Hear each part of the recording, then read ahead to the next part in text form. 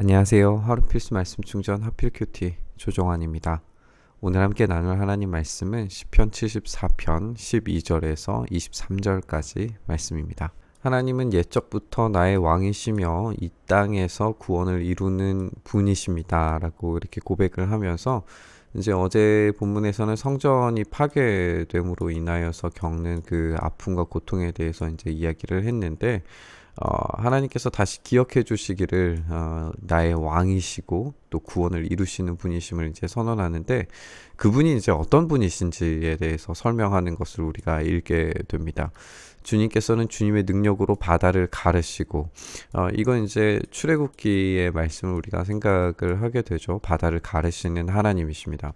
그리고 물에 있는 탄인들의 머리를 깨뜨려 부수셨으며, 우리 개역개정에서는 이제 용들의 머리 이렇게 되어져 있어요.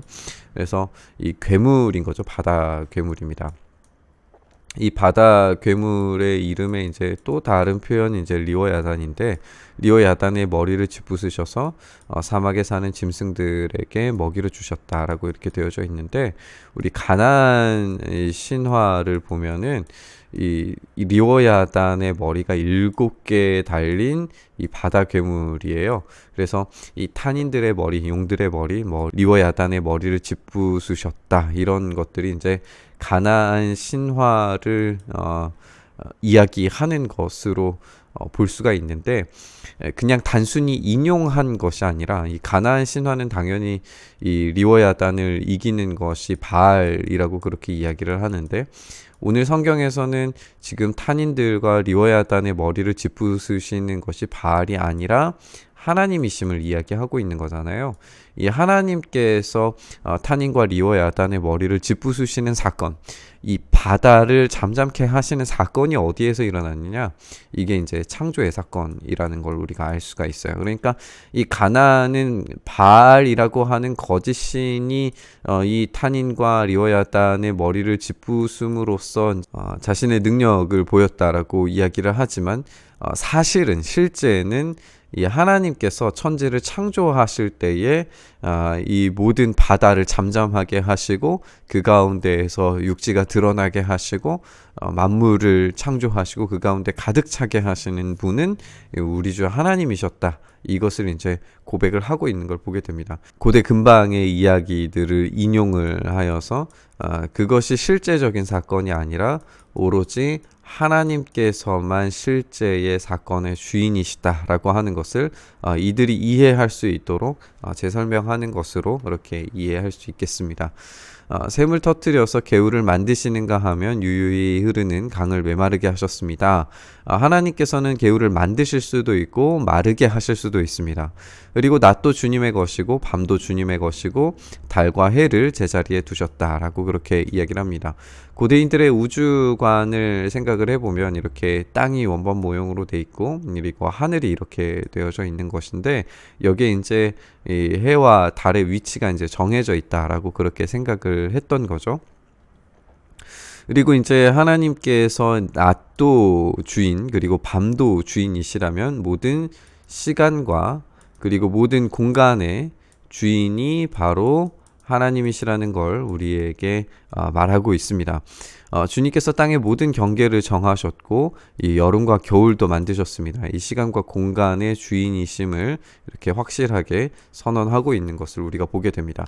정리를 해보면 하나님께서는 이 출애굽의 주인으로서 이스라엘 민족의 주인이시라는 것을 이제 알게 되고, 창조의 주인으로서 모든 시간과 공간의 주인이심을 우리가 알 수 있게 됩니다. 그래서 이 시공을 창조하신 분께서 이스라엘의 주인이시기 때문에 지금 당하고 있는 성전의 파괴와 그리고 악한 자들의 이 번성함과 억울함과 눈물의 상황 가운데에서 하나님께서 일하실 수 있음을 믿음으로 고백할 수 있고, 지금 당장 일어나셔서 일하시기를 간절히 간구하는 것으로 우리가 볼 수가 있습니다.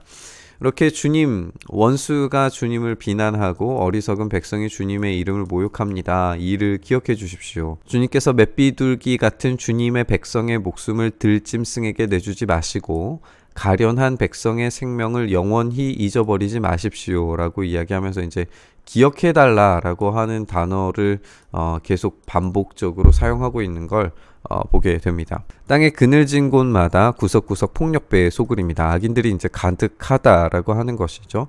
주님께서 세워주신 언약을 기억해 주십시오. 이제 계속 이제 억눌린 자가 수치를 당하고 물러가지 않게 해 주십시오. 가련하고 가난한 사람이 주님의 이름을 찬송하게 해 주십시오. 하나님, 일어나십시오. 주님의 소송을 이기십시오. 날마다 주님을 모욕하는 어리석은 자들을 버려두지 마십시오. 주님께 한거에서 일어서는 자들의 소란한 소리가 끊임없이 높아만 가니 주님의 대적자들의 저 소리를 부디 잊지 마십시오. 계속해서 이제 기억해달라고 호소하는 것을 우리가 볼 수가 있습니다. 이렇게 악한 자들에 대한 것들을 하나님께서 기억하실 뿐만 아니라 그리고 하나님께서 일어나셔서 일하시는 것은 가난하고 가난한 사람, 억눌린 자가 수치를 당하고 물러나게 되는 상황을 이제 환기시키면서 하나님께서 억눌린 자와 가련하고 가난한 자들의 하나님이시라는 것을 기억해 달라고 그렇게 이야기하고 있는 것을 볼 수가 있습니다. 본문에서는 결국에는 성전의 패망과 성전의 무너짐으로 인하여서 그 억울함과 아픔과 고통을 당하고 있는 이스라엘을 대변하는 그런 모습으로 우리가 읽어질 수 있게 되는데요. 실제적으로는 이 성전의 파괴를 어느 한 시점으로 확실히 고정시키는 것은 이 본문을 해석하는 데에 어려움이 있는 것은 사실인 것 같습니다. 그런데 이 본문을 읽는 우리에게는 적용의 관점이 좀 다를 수 있겠어요. 왜냐하면 성전은 지금 완전히 무너진 상태이기 때문에 그렇습니다. 그런데 성전이 무너진 것으로 끝난 것이 아니라 우리에게는 새로운 성전이 등장했는데 그 성전이 바로 우리 주님 예수 그리스도십니다. 그리고 그 예수 그리스도를 머리로 하는 우리의 교회가 참된 성전이 되어져 가고 있습니다. 이 비유를 우리가 생각을 해봤을 때에 오늘 본문에서 이야기하는 온 우주의 창조자 그리고 악의 강대함을 비유로 상징적으로 말하고 있는 리워야단을 이기시는 그 머리를 치시는 그 하나님의 일하심이 바로 예수님께서 사탄의 머리를 짓밟으신 십자가 사건을 생각나게 한다는 것도 우리가 기억해 봤으면 좋겠습니다. 그렇다면 이 성전이 무너짐으로 인하여서 아파하고 있는 이스라엘 백성들 그러나 창조의 하나님께서 그 모든 원수들을 이기시고 다시 드러나셔서 이 수치를 당하고 억눌리고 가난한 자들을 회복시키시는 사건을 기대하고 있지만 그것이 실제로 이루어진 것은 우리 예수님을 통해서라고 하는 걸 우리가 알 수가 있습니다. 그렇다면 오늘 우리가 이 본문을 함께 묵상하면서 결국에 최종적 성전의 완성이신 예수 그리스도, 창조의 주인이시자 모든 악을 십자가 위에서 멸하신 그 주님의 십자가가 우리의 유일한 위로요, 유일한 소망인 줄 믿습니다. 오늘 이 말씀 묵상하면서 주님, 우리가 주님을, 그 십자가를 기억합니다. 그러면 그 십자가가 우리를 기억하셔서 그 은혜를 그 십자가 위에서 우리의 삶에 내리워 달라고 그렇게 기도했으면 좋겠습니다.